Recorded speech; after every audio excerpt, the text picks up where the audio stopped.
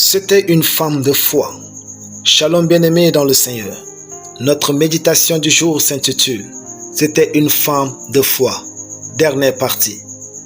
Tirons notre texte en Matthieu 15, 28 qui nous dit ceci.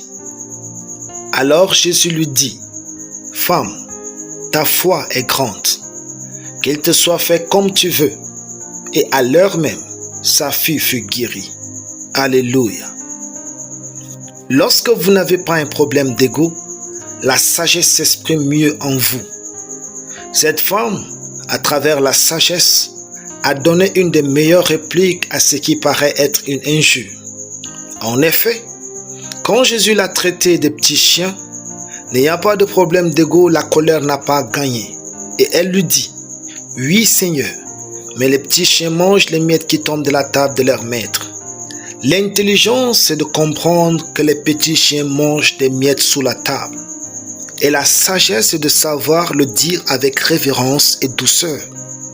Car elle a même utilisé l'expression « Oui, Seigneur » pour répondre à Jésus. Quelle femme vertueuse! C'est rare que Jésus apprécie publiquement les gens. Mais face à cette femme, il n'a pas pu se taire et s'est exclamé « Femme, ta foi est grande. » Maintenant, imaginez un peu l'atmosphère et la tête des disciples qui voulaient chasser cette femme. La foi dans un cœur humble et courageux rend certains combats inutiles et les victoires incontestables. Cette femme est un modèle. Les signes d'un problème d'ego énorme sont les suivants. Vous avez du mal à bâtir des relations saines et durables. Vous pensez que les autres vous traitent toujours mal et non pas que vous devez vous ajuster. Vous cherchez juste à avoir raison. Vous voulez être la personne qui a le dernier mot. Vous voulez être important et non utile. Vous vous trouvez exceptionnel et les autres ordinaires. Vous ne supportez pas les reproches et les remarques. Vous parlez plus de vous que de Dieu. Vous cherchez plus votre intérêt et non celui des autres. Vous avez le sentiment dans votre cœur que demander pardon sincèrement et vous corriger est une faiblesse. Vous vous mettez en colère facilement. Vous réclamez trop le respect. Vous remarquez facilement le défaut des autres que leurs qualités.